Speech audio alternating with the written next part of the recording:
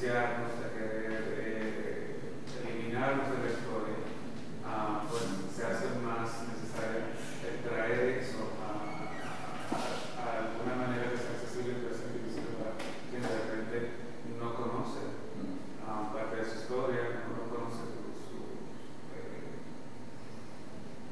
Sí. todo lo que hemos pasado hasta llegar hasta ahora. Es decir, que el archivo funciona como una parte de contrahistoria, como una alternativa a la historia oficial, a las historias tradicionales, más que un archivo quizás que sea el archivo general de la nación, el archivo que uno va a buscar la historia más oficial, fosilizada. Y precisamente eso, como entre contradecir o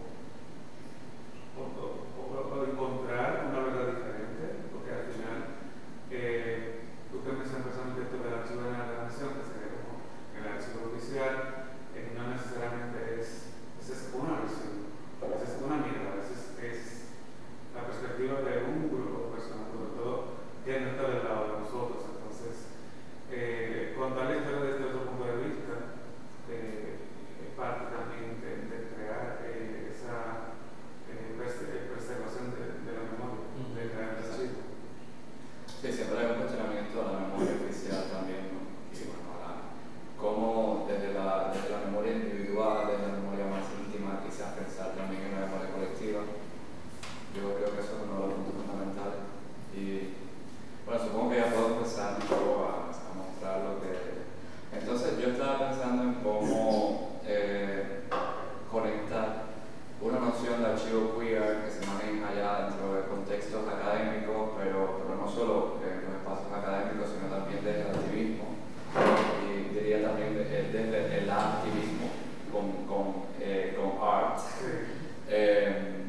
como maneras de desafiar la historiografía tradicional, pero también maneras más comunes de contar la historia desde la cédula más íntima, que es la familia, o desde la subjetividad, hasta los espacios colectivos y la nación como parte también de la institucionalidad de la memoria, de alguna manera, ¿no? Entonces, bueno, esto es una imagen de Sexilio, lo que va a ser mi película. Yo estaba pensando en cómo conectar básicamente la noción de archivo queer, que entiendo, y después voy a especificar mucho más eso, pero que entiendo como un archivo vivo, como un archivo que está siempre como una suerte de como lucha constante consigo mismo para evitar convertirse en una propuesta demasiado estática o demasiado tradicional hasta cierto punto. Entonces, bueno, estaba pensando en cómo conectar esta praxis archivística, que no solo está en el terreno del cine, obviamente, a lo que se ha hecho dentro del cine documental sobre todo, pero bueno, no solo en el cine documental, en un contexto global. He buscado básicamente películas que son de América Latina y el Caribe, pero es una definición que también toma en cuenta, por supuesto, mucho del cine que se ha hecho en el norte global, como Estados Unidos, Europa. Entonces, bueno, primeramente estaba pensando en usar el término cine pájaro o cine pájarex, como estábamos dialogando acá durante el taller de los encuentros que hemos tenido. Y para mí era importante usar pájaro no solo porque es como la manera en que nos identifican a todas las personas sexodisidentes en buena parte del Caribe, por lo menos en el Caribe hispano, pero también me gustaba la metáfora de pájaro para hablar de la multilocalidad de la experiencia caribeña. O sea, pensar en el exilio también como una parte fundamental de la conformación de nuestra identidad como caribeñas, y de alguna manera pensar en un cine que de esa manera va a estar desafiando las fronteras nacionales y va a estar poniendo también into question, como verían en la academia inglesa, va a estar cuestionando las propias historias de los cines nacionales, porque la cinematografía nacional generalmente está también controlada por determinadas instituciones y por determinadas formas de pensar el cine. Entonces,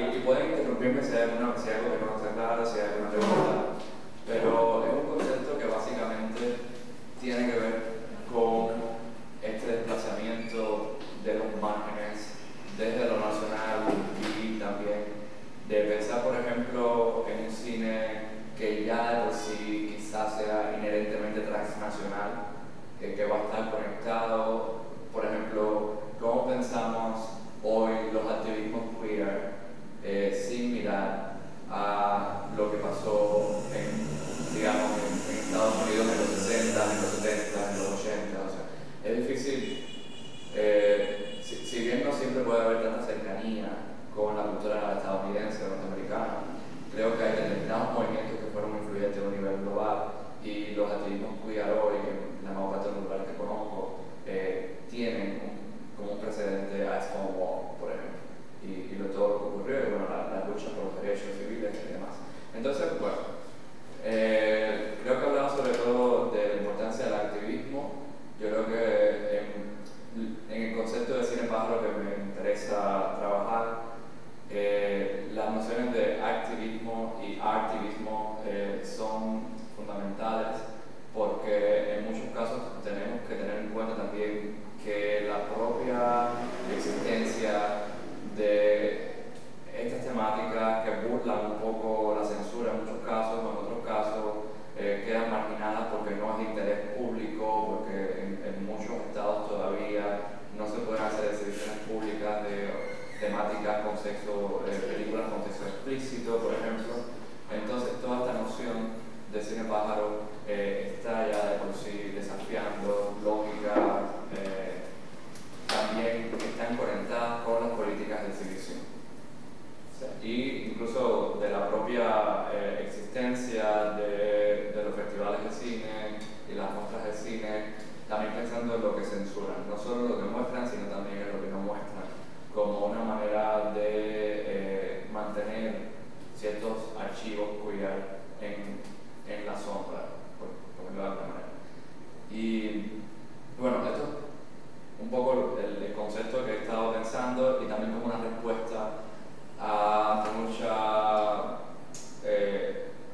la academia, por ejemplo, que en muchos casos se refiere al cine queer caribeño como queer en inglés, o el cine queer latinoamericano, o otra gente que habla de cine maricón, por ejemplo, y a mí no me gusta esa palabra. Creo que cine pájaro es una manera más honesta, desde mi punto de vista, para contar la experiencia sexoidente caribeña, y digo esto obviamente como caribeño. Y bueno, estaba pensando en algunas películas que a mi punto de vista son esenciales para encontrar ciertos referentes o ciertos inicios de este cine pájaro.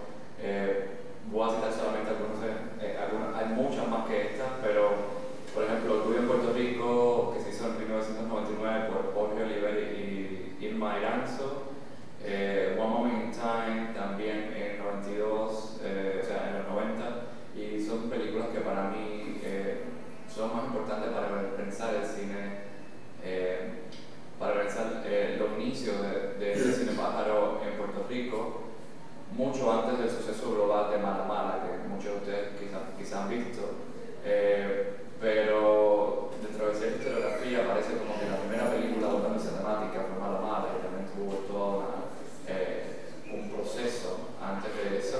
Y de igual manera pasó en países como Cuba, donde Mariposas en el Andamio quizás un referente más importante que una película tan famosa como Fresa y Chocolate.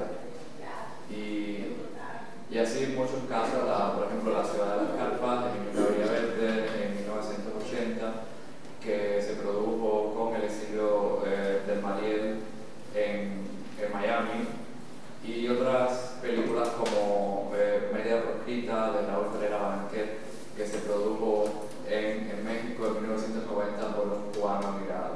Entonces, si se dan cuenta también un poco lo que estoy buscando son conexiones intracaribeñas, porque creo que es algo que ha pasado mucho y como la mayoría de las historiografías nacionales en muchos casos no advierten estas conexiones, y tenemos el caso de Dominicana, por ejemplo, con la historia de Oscar Torres, que bueno, dentro de algunos espacios estaba considerado como un cineasta cubano, pero un cineasta también dominicano, un cineasta que vivió en Puerto Rico. Entonces, el hecho de rescatar su filmografía forma parte también de uno de los tantos ejemplos de cineastas queer en el exilio que crearon una obra, yo creo, fundamental y que no ha tenido todavía suficiente visibilidad por estos mismos factores que estaba mencionando antes.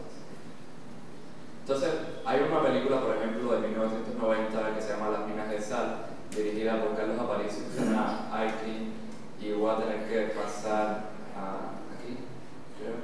Y quiero mostrar un fragmento porque es una película que muestra un barrio en Manhattan, en Nueva York, donde...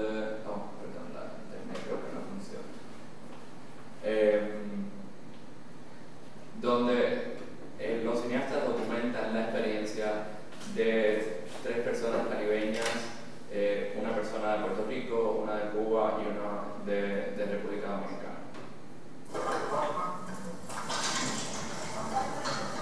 ¿Cuánto tiempo llevas viviendo aquí? Llevo unos cuantos meses. ¿Qué tal?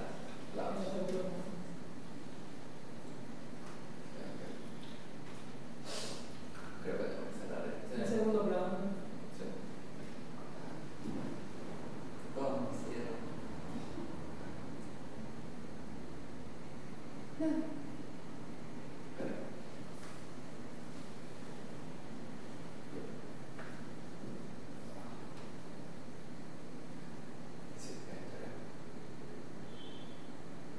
Es que no se reproduce desde el PowerPoint.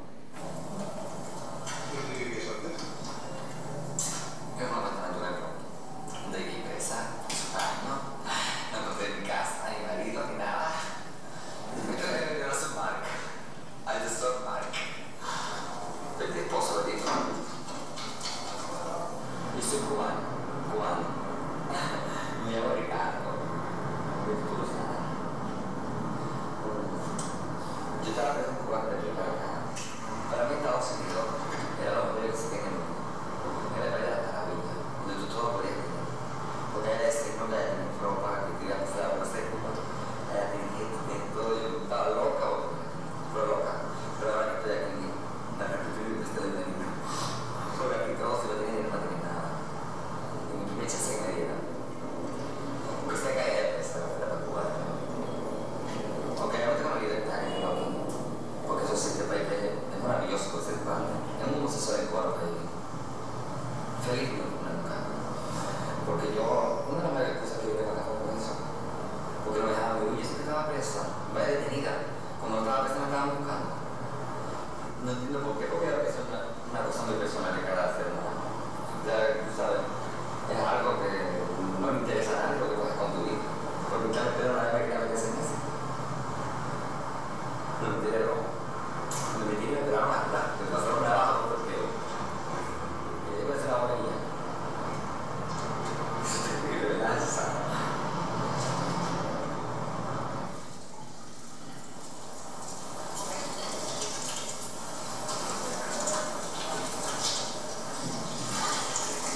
¿Hay un sitio por aquí donde podéis ir a ducharos? A ducharnos. Hay un sitio ahí para gente menor de 21 años. Y yo muy vieja.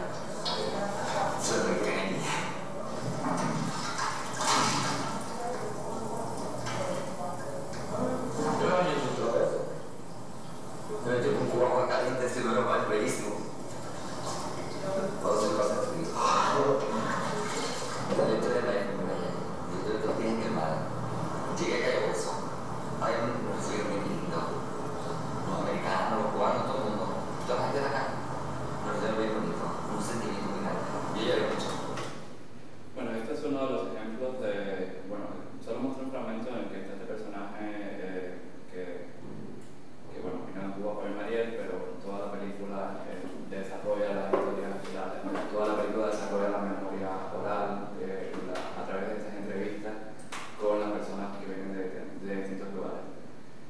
Y quería poner esto para un poco hablar del testimonio y la entrevista como uno de los métodos más tradicionales también, pero después hacia el final quiero hablar de cuáles son las metodologías que siento o que pienso que en este momento son las más comunes.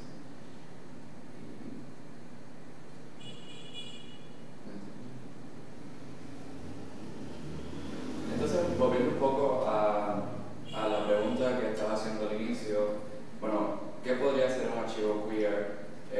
Yo creo que es una pregunta que puede parecer sencilla para algunas personas porque podemos decir, bueno, un archivo queer es básicamente la memoria, la representación de sexo, de personas sexo disidentes o que difieren de la norma, de lo heteronormativo en un sentido general. Pero yo quiero pensar como desde otro punto de vista, y esto es un criterio de Daniel y Marshall, que son investigadores, como pensando en un archivo queer donde obviamente se recogen ciertos entendimientos históricos sobre la sexualidad y el género, pero también teniendo en consideración esta suerte de evaluación de la presencia o ausencia de esas temáticas per se. O sea, cómo es importante para un archivo queer reflexionar sobre la propia existencia, sobre las propias condiciones de existencia material o no material en algunos casos, de la experiencia que puede ser documentada. ¿Es claro eso? Porque lo que ocurre en muchos casos es que, bueno, mucha gente, y me imagino que acá pasa en Dominicana también, por seguridad no va a querer dar ciertos testimonios, no va a querer contar sus historias, hasta que es demasiado tarde en muchos casos, por una parte, y también porque hay experiencias que tampoco son fáciles de contar. O sea, es difícil documentar, incluso para el cine, experiencias de homofobia o de racismo, por ejemplo. Entonces, ¿cómo eso queda representado en una película documental? Es siempre una pregunta bien grande. Y yo creo que es interesante entonces darle la vuelta un poco y pensar en el archivo como una representación también de esas ausencias, si eso queda claro. O sea, es como cada vez más podemos ver una tendencia en el cine contemporáneo de mostrar el proceso de investigación también como una manera de documentar la falta de evidencia material o la ausencia de esas narrativas dentro de los discursos nacionales. Un ejemplo bastante, que después vamos a mencionar también más, pero bastante cercano a ustedes, es la película Lo que se hereda de Victoria Linares, que me imagino que muchos han visto, que cuestiona justamente esta ausencia de archivos, no solo del archivo familiar, sino también del archivo cinematográfico de la nación. ¿Se escucha bien así? Sí. Bueno, y otras conexiones con la teoría, bueno, pensar también que los archivos queer son siempre archivos que están en constante cambio, son archivos muy dinámicos y son archivos efímeros en muchos casos. Y cuando me refiero a efímero es también pensar en la desaparición de muchos materiales, en algunos casos que o sea, alguien muere, por ejemplo, y todas sus pertenencias desaparecen, todas sus fotos, todas sus memorias, y eso hace también hacer, en muchos casos, personas más vulnerables, también sus archivos son más vulnerables, o sus memorias, sus recuerdos, sus pertenencias son más vulnerables. Y lo otro es que tenemos claro de que incluso cuando usamos algo como una voz testimonial, nunca vamos a estar en una completa representación de la verdad, porque incluso eso va a estar mediado por una subjetividad, va a estar parcializado y por tanto responder a la evidencia documental, a la necesidad de evidencia dentro del cine documental como una aspiración a construir la verdad, ya de por sí es un poco una falacia. O sea, entonces, más que pensar en una documentalística o en un cine de ficción también que busca representar cierta objetividad, yo diría que es más importante pensar en cómo representar nuestras subjetividades o en algunos casos incluso nuestras intersubjetividades. O sea, cómo la construcción del archivo también está marcado por la presencia del investigador, cómo la existencia de nuestra propia materialidad influye profundamente en la construcción del archivo. O sea, la subjetividad primero, básicamente.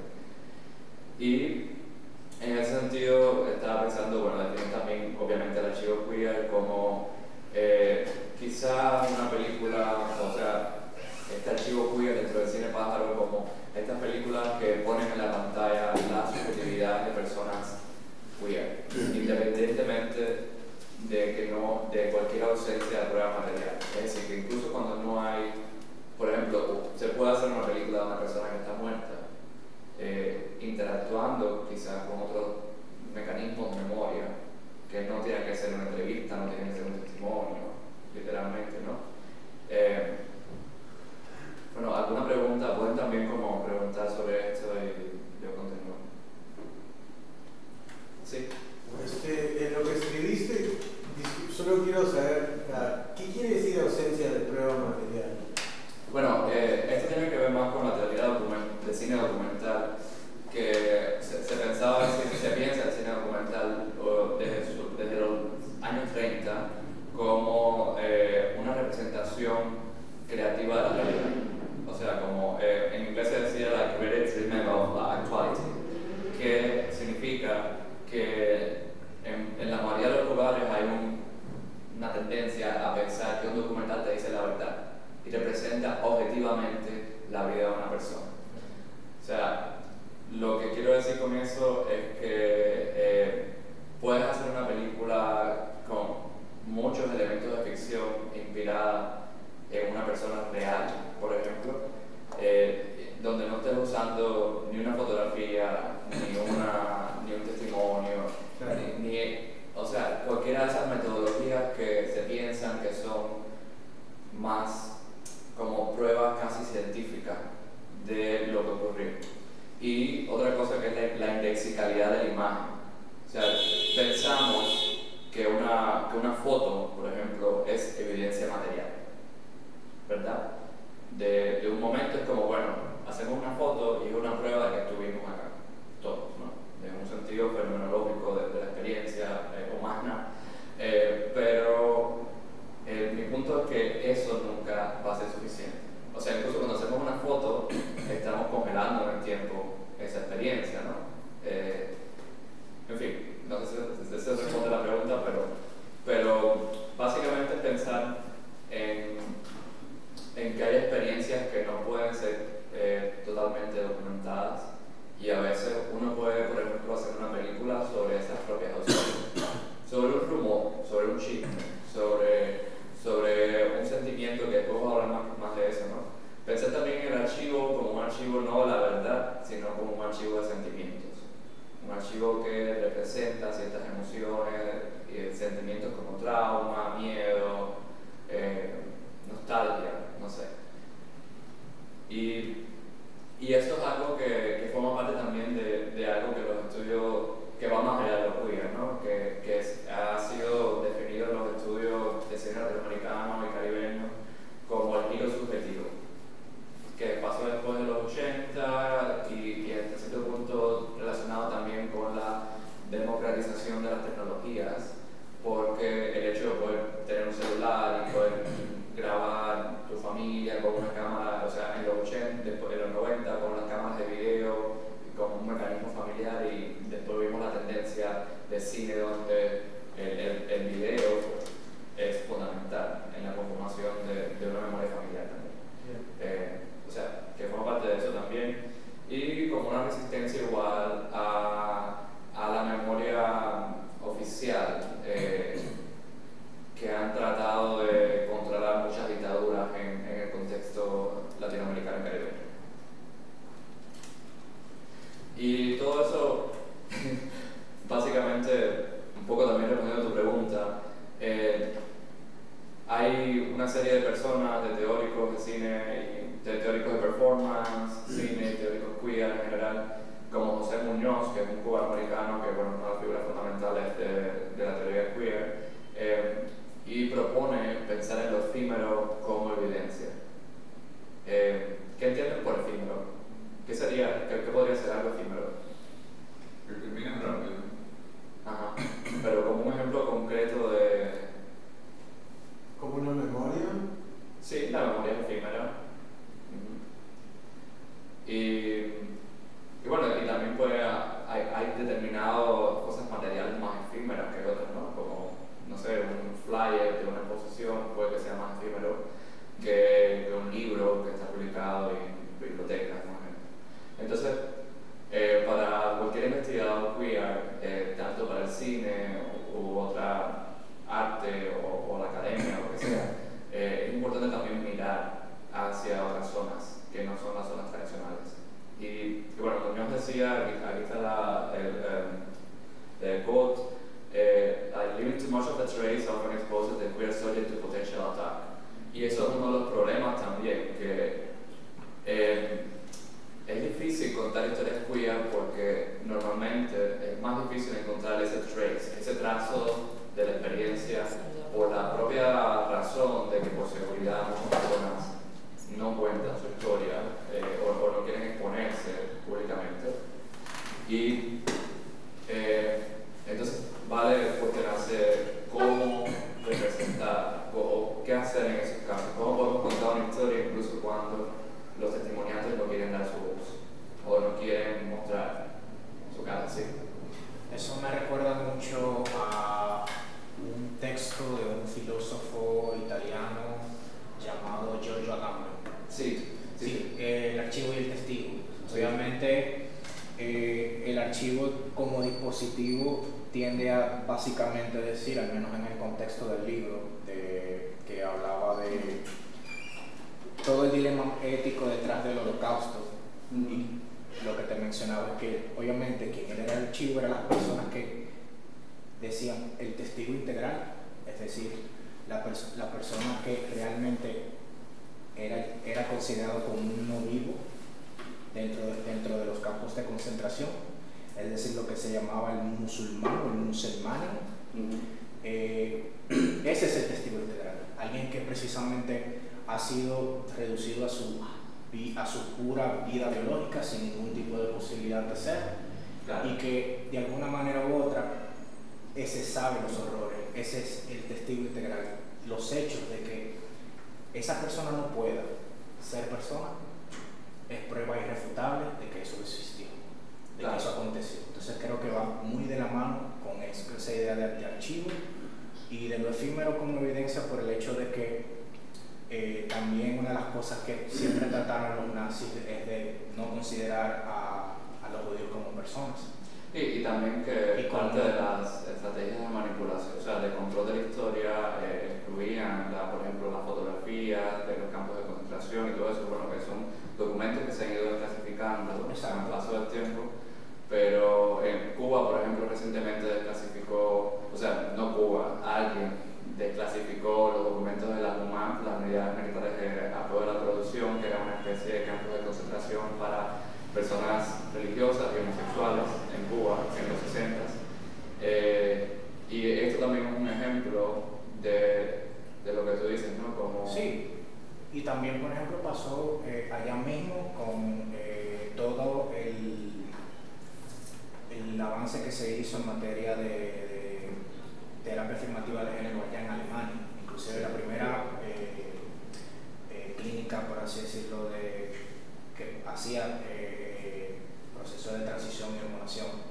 Y la primer registro, básicamente, a nivel de producción de conocimiento, básicamente todo eso fue destruido por los nazis y hubo todo un tema de campos de concentración que todavía se está sacando información sobre ello. O sea que va muy de ahí de la mano la idea del archivo para dar testimonio a esa finitud, porque creo que la idea de lo efímero va muy relacionado a ese asunto de finitud, y finitud va relacionado con la propia condición del ser humano. Claro. Sí, y lo efímero también pensado a veces como un gesto, por ejemplo. Sí. Exacto, perdona la interrupción, era como decir al final que ser queer también es ser humano.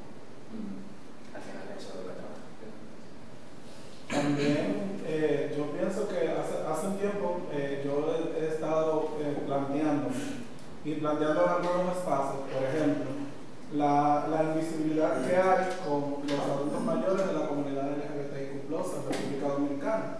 Eso se conecta directamente con esa falta de ese trazo, de esa interrupción del trazo de las personas LGBTIQ+ aquí en nuestro país.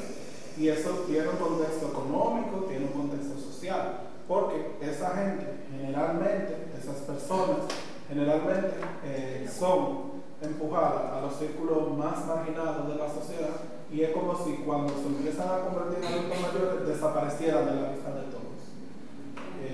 Tampoco se registra, por ejemplo, en el sistema de salud no se hace una diferenciación, y también esas personas adultas mayores, queer o LGBTIQ+, en República Dominicana, muchas veces también quedan fuera de los programas de apoyo social, por ejemplo.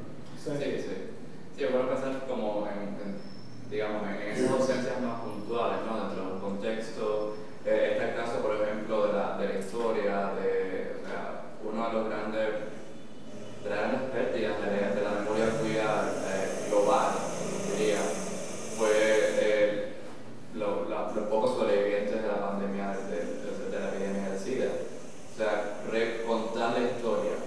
De la misma manera que es difícil contar la historia del Holocausto y encontrar como archivo material del Holocausto, o sea, de los horrores en su máxima expresión del Holocausto, pasó con la epidemia del SIDA, donde en muchos casos no hay ni siquiera registro o maneras de contar la muerte en general, ¿no? Porque bueno, obviamente depende de políticas nacionales en distintos lugares y demás, pero yo creo que también, y este es el punto que me interesa también resaltar, es como esa inhabilidad, falta de habilidad para probar, para contar. Y es algo que siempre ha sido un cuestionamiento de prácticas quizás más científicas, o por ejemplo el periodismo, que busca siempre tiene cierta aspiración de objetividad, pero dentro del cine documental, creo, y dentro de mucho de la me gusta decir archivología, como la investigación de los archivos, como eso es algo que ya pasa completamente a un segundo plano. Y bueno, hay varias teóricas, como esta es una cita de Ana Cumbiel que también justifica esta necesidad de lo efímero como evidencia, y sugiere que ante la ausencia o desaparición de experiencias queer también desde los archivos dominantes, hay que buscar otras alternativas para contar esas historias, como puede ser autoetnografía, escribir auto-archiving, que sería una especie también de autoarchivado, autoetnografía, y pensar en las memorias personales, las memorias más íntimas, como quizá archivo más importante, más interesante que irnos a un archivo oficial de la nación, algo así, a encontrar ciertas historias oficiales. Y bueno, y todo esto obviamente conecta completamente desde una manera interseccional con raza, con género, con diáspora, con categorías que forman parte de nuestra identidad completamente, ¿no? Y clase social, por ejemplo. Y entonces un poco lo que estaba pensando es, y esto es algo que la teoría queer está haciendo desde hace bastante tiempo, pensar en lo queer más como una utopía, como una posibilidad, como esa posibilidad o esa cosmovisión y world making, que sería en inglés como se define. O sea, como más que en muchos casos lo que se busca es probar, más que probar algo, sino como sugerir y crear una experiencia alternativa, más que representar la verdad o la idea de la verdad o la realidad por igual, si eso queda claro. Como en muchos casos la utopía queer está más bien pensando, igual que el afrofuturismo, por ejemplo, pensando en espacios alternativos donde los sujetos queer, los sujetos diferentes puedan pensarse a sí mismos en una alternativa. De esa manera el archivo queer quizás ya de per se convierte en un contraarchivo. Y bueno, y creo que ya mencioné esto un poco, pero sí, obviamente en temas del cine también ha estado repleto de vacíos archivísticos y bueno, es importante pensar en el cine queer más allá de los grandes festivales también y mirar hacia redes más alternativas donde se pueda exhibir y mostrar el cine queer e incluso pensar en el afecto como que se puede compartir en un espacio público y cómo eso también construye otro archivo. Como el hecho de estar acá en un espacio más pequeño puede crear cierta interacción que es diferente a si uno está en una gran plataforma y no hay manera, por ejemplo, de comunicarse con la audiencia. Entonces, bueno, ¿alguna pregunta acá o...?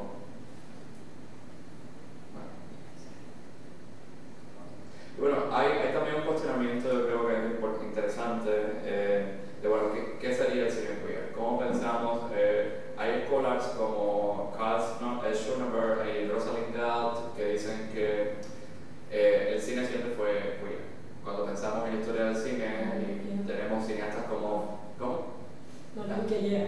Sí, sí. O sea que de alguna manera sí hay académicos como Ruby Rich que definió el New Queer Cinema en los 90 y bueno, en ese momento fue importante tener un movimiento también definiendo esta nueva cinematografía, pero en realidad cuando pensamos en la obra de cineastas como Fassbinder, Pasolini y muchos otros que fueron evidentemente queer y fueron al mismo tiempo grandes figuras del cine global, yo creo que es un término que puede caerse un poquito. Y lo otro es que, bueno, de todas maneras, entender lo queer y el cine queer probablemente como una categoría que se resiste a cualquier tipo de categorización y que va a ser más fluida y más compleja y siempre cambiando. Entonces, creo que es interesante pensarlo también desde la conexión con lo experimental, con formas alternativas de producción que la hacen muy similar a las formas alternativas de producción de lo que se ha denominado, y a mí no me gusta hablar de ese término, como first cinema, como tercer cine, como el cine del sur global, el cine del tercer mundo dentro de determinados contextos académicos. Pero, por ejemplo, la idea del nuevo cine latinoamericano, que bueno, Cuba y Brasil y México estaban un poco a la vanguardia en estos movimientos. Y el cine queer hereda y coincide de alguna manera con muchos de estas alternativas a la producción, que no es obviamente el cine queer que vemos en producciones de Netflix o algo así, que tienen un gran budget y terminan representando más estereotipos que el cine heterosexual. Bueno, estaba pensando, otra cosa que me parece interesante pensar, y no tenemos que abundar mucho en esto, pero es la exotización de los cuerpos queer, de la experiencia queer. Esta es una de las primeras fotografías que en la historia de la fotografía se considera como una de las primeras miradas queer dentro de la historia de la fotografía. Fue en 1932 de Brassai, bueno, no sé cómo se dice en francés, este fotógrafo francés, y bueno, una foto que fue bastante cuestionada porque aparentemente exotizaba mucho a estas personas. Este es otro ejemplo de una serie que se llama People with AIDS, que estuvo creo que son fotografías que tomó del 89 al 94, Nicholas Nixon, y que también fue bastante criticada en algunos espacios por la representación de la muerte y de la vulnerabilidad de estos sujetos, pero siempre podemos cuestionar, ¿no? Si éticamente está bien o no, pero bueno, lo que me interesa también es pensar en hoy cómo podemos buscar estrategias para abordar la violencia de la representación. Si pensamos, por ejemplo, que esta fotografía reproduce violencia o reproduce, no sé, cualquier tipo de violencia sobre los cuerpos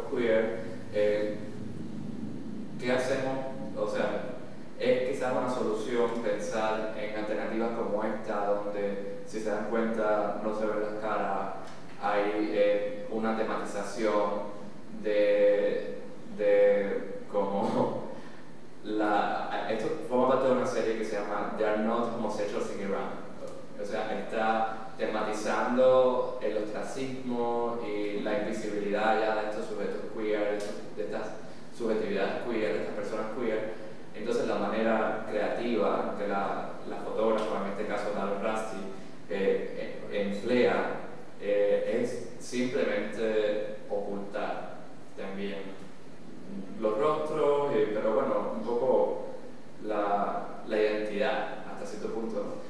Y creo que es una estrategia que se hace cada vez más común en determinados medios expresivos.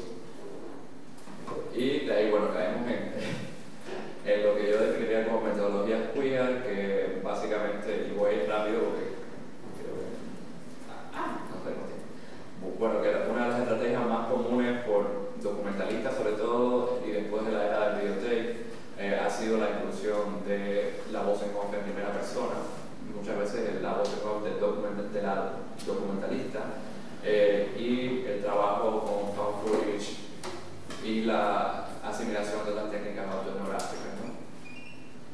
Entonces, hay películas dentro del cine latinoamericano que vale la pena resaltar como quizás las primeras en usar estas metodologías, como Boca Rosa, que fue realizada en 2000 en Cuba, Cuchillo de Palo y Móvil de Pie de Jacaranda. Bueno, Cuchillo de Palo es una película que aborda la dictadura de Stroessner en Uruguay y en Paraguay, y esta película, después voy a mostrar más, pero fue una de las primeras películas, yo creo, que visibilizó mucho el proceso de investigación de un cineasta tratando de encontrar esa memoria sepultada por la familia.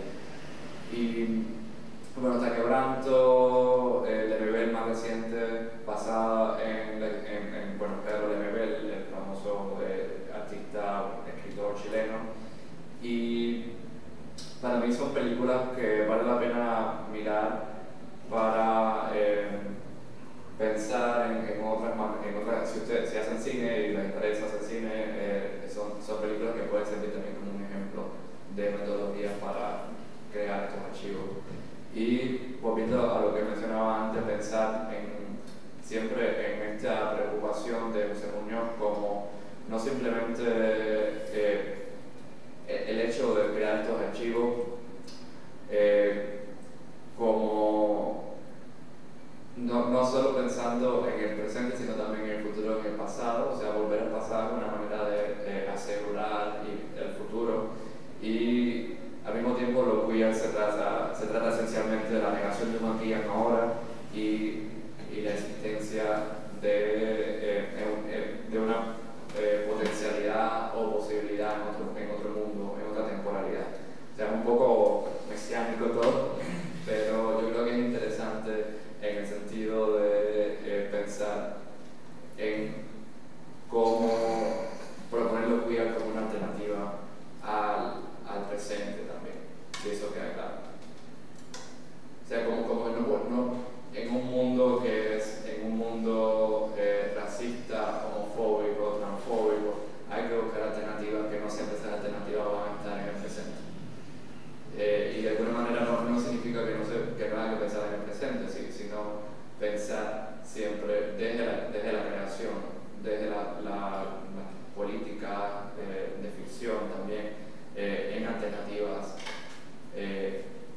Quizás puesto más simplemente, a veces yo siento, he sentido que buena parte del cine latinoamericano también en general hay como una obsesión con la queja y la miseria en muchos casos, y muchos casos responde a audiencias del norte global que están buscando una representación de la miseria en el sur global.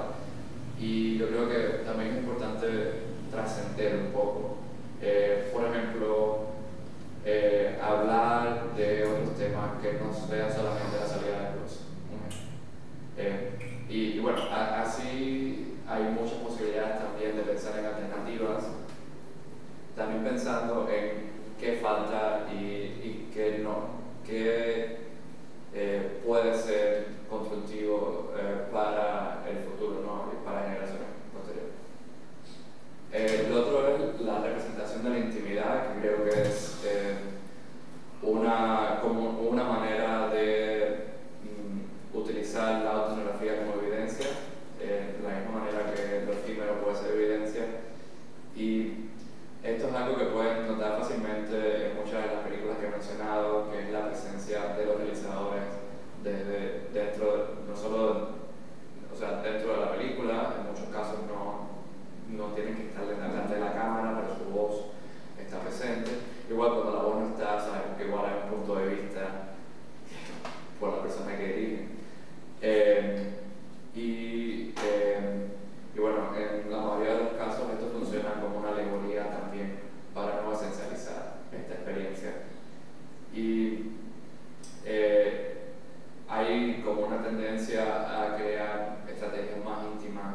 O sea, no vamos a encontrar tanto una entrevista de especialistas o algo así, ¿no? Sino buscar un acercamiento a lo más íntimo de los sujetos, de las personas que forman parte de estas historias. Y este es un ejemplo de esta película Cuchillo de Palo 108. 108 era el número con que se identificaban a las personas queer durante la dictadura de Stroessner. Y en este fragmento lo que pueden ver es como la documentalista muy simplemente, muy sutilmente también evidencia la ausencia de esas narrativas. Fui a buscar el número 108. La gente lo eliminó de sus casas, de sus autos, de las habitaciones de hoteles. Se olvidaron de dónde proviene. Pero hoy sigue siendo una ofensa.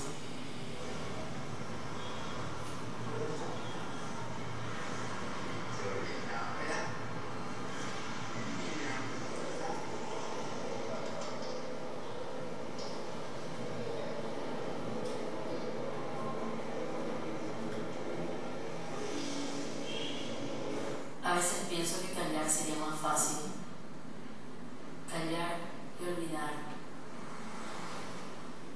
Lo que me atraía de mi tío era su alegría. Escuchaba a Elvis. Se vestía con ropa llamativa. No paraba de bailar. Pocas veces le vi sentarse y a menudo la silla al lado suyo quedaba vacía.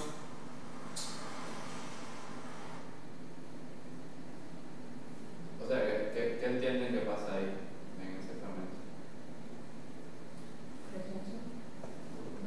¿Perdón? ¿Qué entienden que pasa en este fragmento? De lo que vieron, que pueden entender. O sea, ¿qué estrategia está usando acá la documentalista? Bueno, su recuerdo de su tío y conectándolo con cómo se asociaba, ¿no? A los homosexuales a esto que su tío vivió, ¿no? Y tal vez ella de niña no entendía qué pasaba y ahora sí entiende por qué. Por ejemplo, cuando él se sentaba y estaban dados separados, así. Exacto, utiliza esa memoria afectiva, ¿no? Sí. Que es muy íntima, porque es su memoria. Sí. Y utiliza precisamente esa técnica de utilizar esa voz en off, en primera persona, para contar ese recuerdo.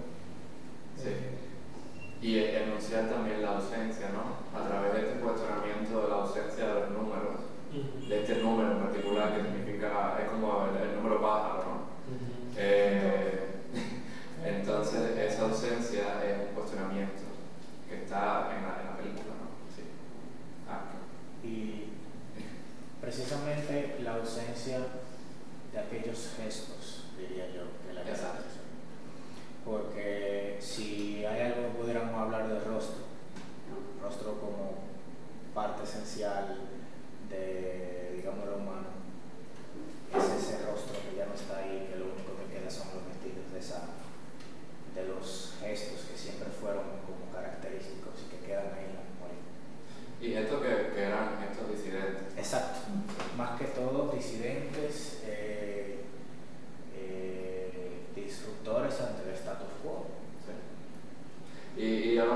momentos, mencionaban antes, por ejemplo, hay una película sobre el Holocausto, que es una película en la que no se usa una sola fotografía del Holocausto, solo hay testimonios, y el momento quizás más duro es el momento en que uno de los sujetos, de las personas que presenció los horrores del Holocausto, como sujeto medio participante, reproduce esto.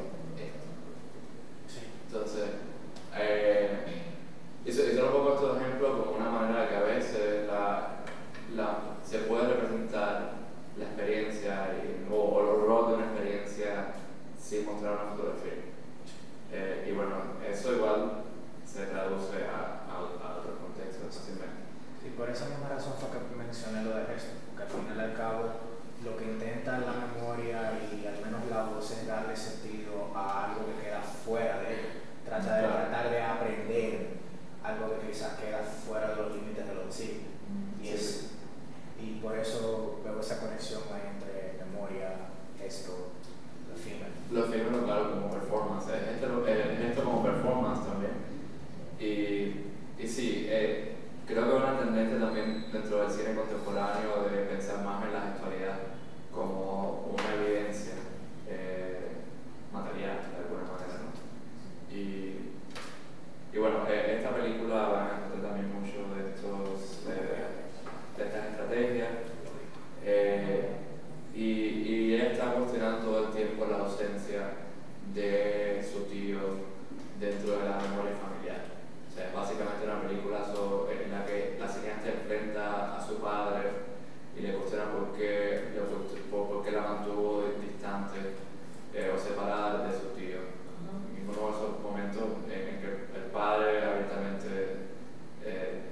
dice que hace comentarios muy homofóbicos. O sea, la pueden ver, no quiero hacer todo el tema, pero es una película muy interesante por la manera en que está contada también.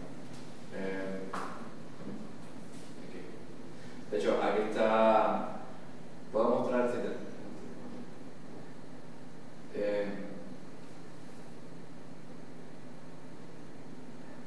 O sea, la puedo mostrar, creo que tenemos tiempo. Como un momento en que. Hoy le pedí a papá que me ayude a recordar a mi tío, pero a veces siento que él tampoco le llegó a conocer. Es que fue el más desobediente, el único de sus hermanos que no quiso ser herrero como mi abuelo.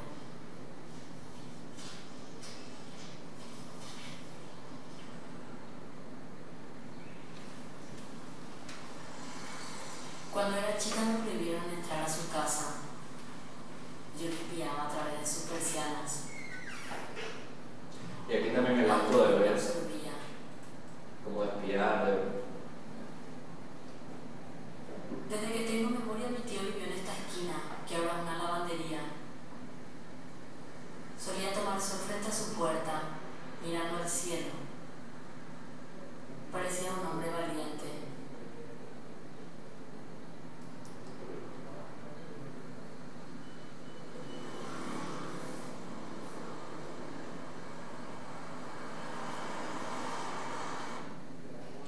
Y si se dan cuenta, menos en estas selecciones, pero bueno, en toda la película,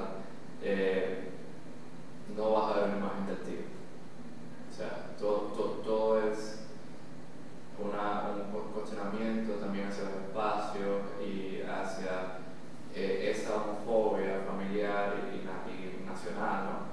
que mató a tío, básicamente. Hoy le pedí. Otro caso que me parece interesante es, ya había mencionado Quebranto, es una película que sigue la historia de una persona que fue de niño un actor famoso dentro de la cultura cinematográfica mexicana y luego se convirtió en una persona trans.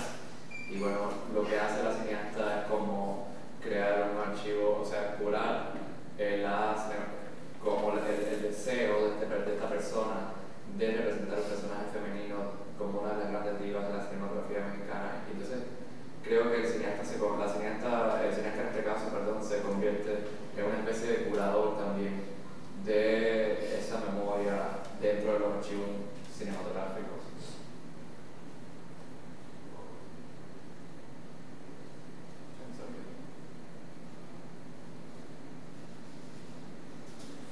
O sea, un gesto poético de alternar la película que existía antes con esta persona representando a la actriz que era su madre en la película.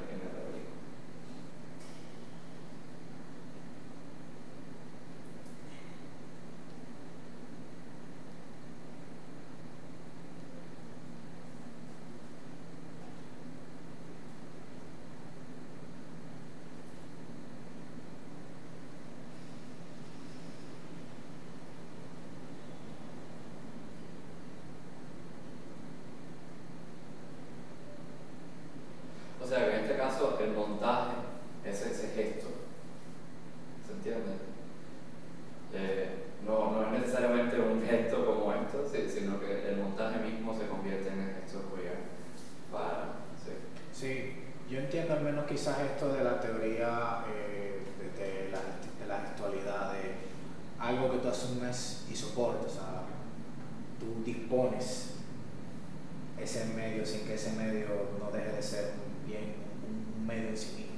Ah, claro. O sea, esto está para esto. Sí. Y uno, al menos el cineasta como curador, asume esa responsabilidad, diría yo. Exacto, y la película se convierte en esa posibilidad, en ese mundo alternativo de poder contar, crear otra posibilidad, ¿no? Exacto. Y es una manera también de burlar la ausencia de evidencia material en algunos casos.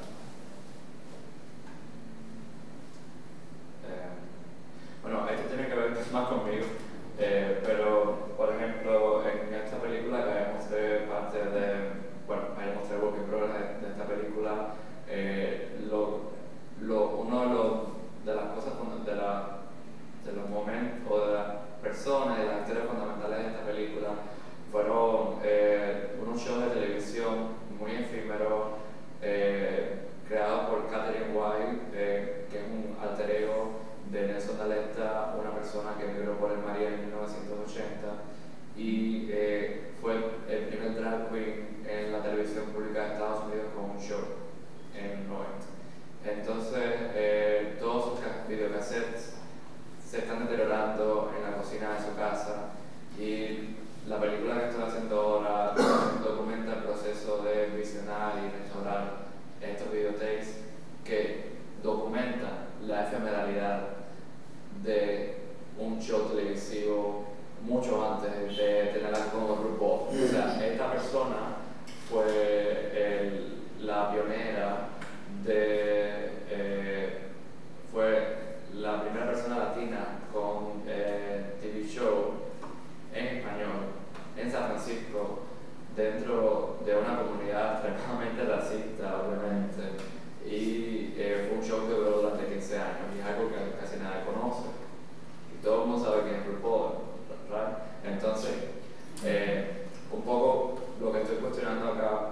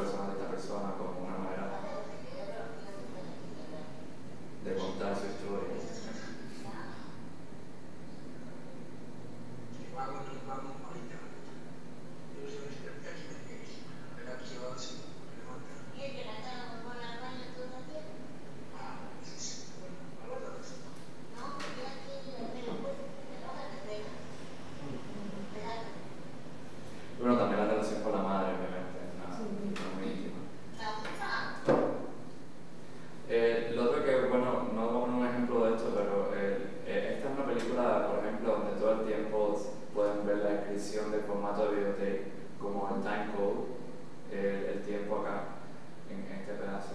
Y es interesante también pensar cómo eso ayuda a crear una estética de vigilancia, o sea, es una manera que quizás los cineastas no estaban conscientes de eso, pero creo que funciona muy bien para mostrar la clandestinidad de los drag shows, de los shows de transformismo en el contexto de La Habana en los 2000, que era completamente ilegal, con redadas policiales. Y esto es como una especie de película donde como si fuera una cámara escondida un poco, ¿no? Y además está, desde el punto de vista del hecho de inscribir el formato, o sea, el time code y el tiempo del videotape crea como una experiencia un poco queer.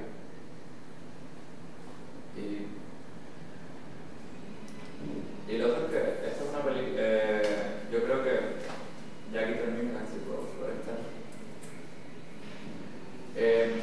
Algo que también valdría la pena preguntarse a la hora de crear cine queer, metodología, cualquier tipo de metodología queer, es la ética, cómo responder cómo representar a las personas de la manera también que ellos quieren, incluso en circunstancias difíciles como la cercanía de la muerte, que es lo que hizo Joan Reposi en esta película sobre Lemebel, pero Lemebel, que salió hace unos pocos años. Y lo que me parece interesante es cómo Lemebel mismo tiene una suerte de agencia dentro de la película, diciéndole a la directora: nunca dejes de filmar. Entonces podríamos pensar en qué es diferente cuando las personas entrevistadas o que son los sujetos documentales en este caso tienen la posibilidad de elegir, ¿no?, cómo ser representadas y también cómo, aunque se esté muriendo, digamos, decir, bueno, quiero que siga filmando. Y voy a poner un trailer si funciona.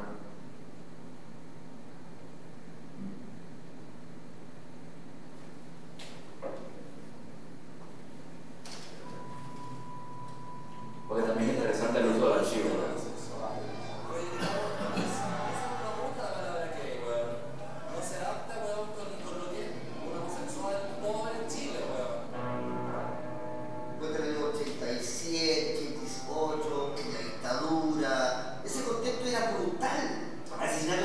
En las calles, sujetos quemados vivos, como ratas. Cualquier minoría que esté en lucha por sus derechos se les va a categorizar de plata, porque es parte de la lucha.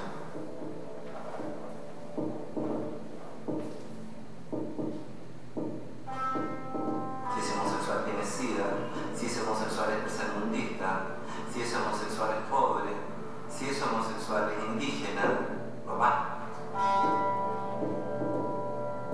La performance era el salto al vacío.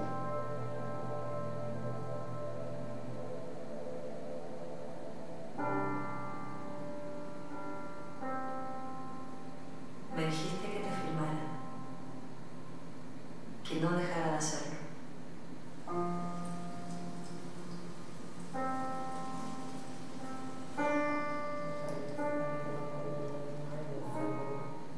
Bueno, básicamente ese momento de denunciación de también de la intimidad y la relación entre cineasta y personaje.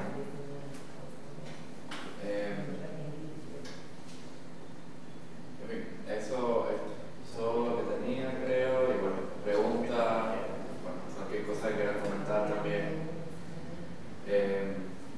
Pero sí, básicamente, resumiendo, todas estas películas son referentes para pensar cómo contar historias queer, incluso cuando hay una ausencia de evidencia material y la subjetividad se convierte entonces, de la manera que sea, a través de performance, gestos, a través de la intervención de los archivos, en una manera de también superar las metodologías tradicionales de contar la historia.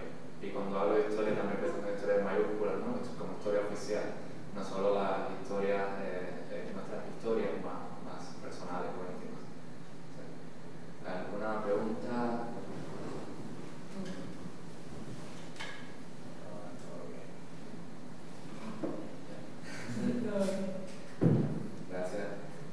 bueno, si tienen otra pregunta después, seguimos conversando.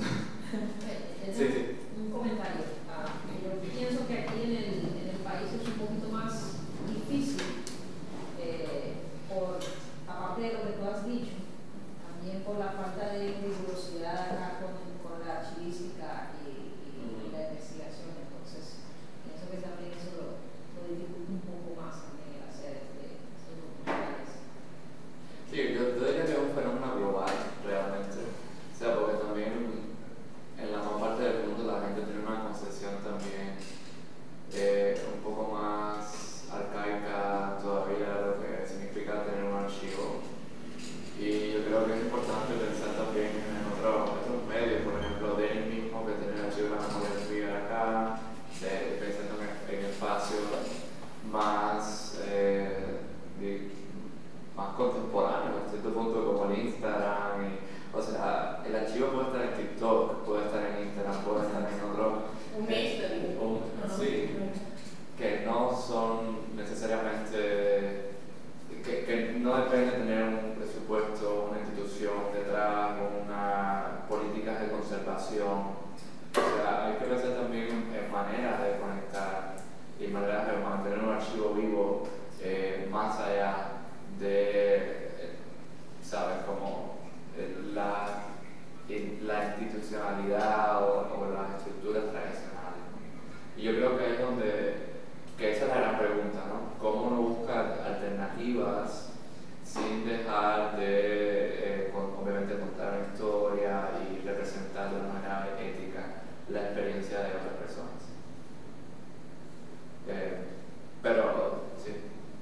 Y yo creo que también esa reticencia de contar las cosas desde lo institucional va mucho muy de la mano con cómo al menos en Occidente nosotros pensamos los relatos. O sea, al menos esos relatos totalizadores de que tú, básicamente, si no es desde una idea universal de, ya sea derechos humanos, la familia, etc. Y lo mismo desde las instituciones, sino, por ejemplo, trata de pensar que, si bien, como mencionaste anteriormente, el queer, ejemplo efímero, es abrirse a nuevas posibilidades.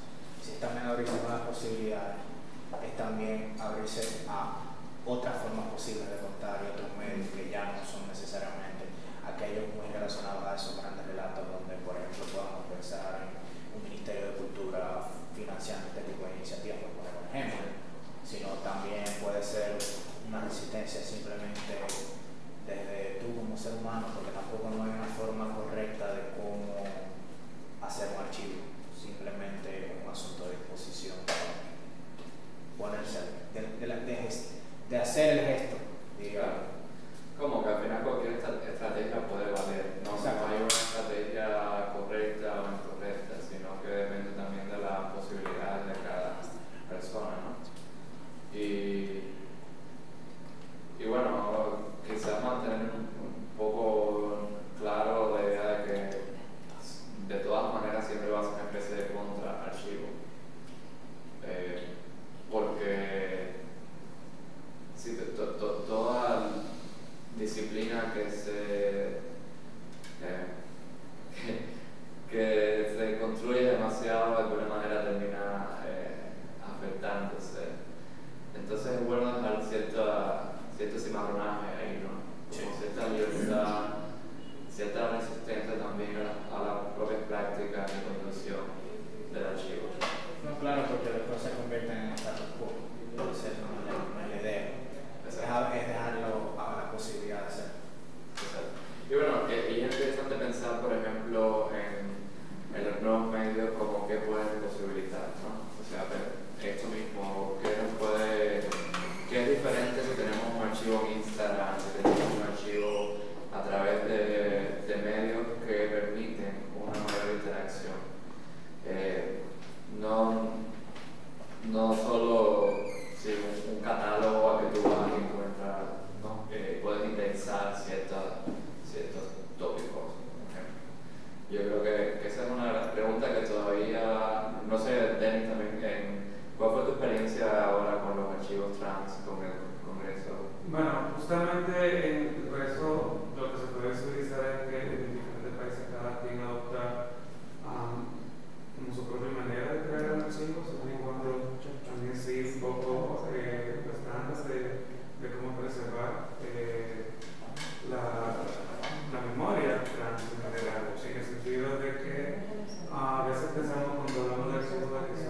colección de documentos, fotos, videos que pueden estar en algún espacio físico y no necesariamente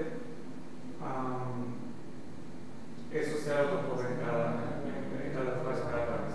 O sea, cada quien, lo que yo puedo ver, lleva una manera diferente de mantener archivos, algunos que llaman archivos vivos, como preservando como formato de performance, también registrando encuentros y ya están los tradicionales también, que prácticamente libros, documentos, objetos, y luego como utilizando técnicas para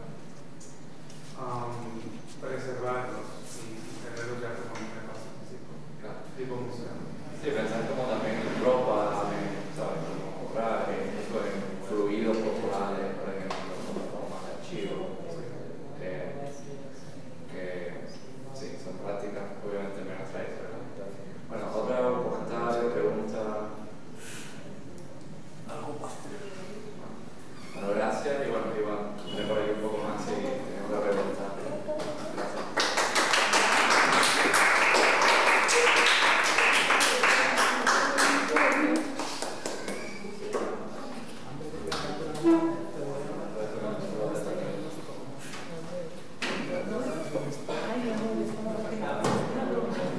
Nada, la alegría fue porque yo no voy para porque yo no quería. Para Nueva York. Porque no, porque yo no quiero ir. Cuidado con lo que tú dices. Eso no lo tengo. Yo quiero ir a visitar a mi celular. Si yo me oye, por eso ayer que se presentó la película. Fue ayer que se presentó la película.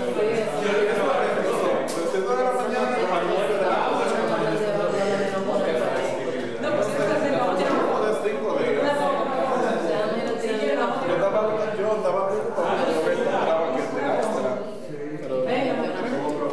pero ya la tiene.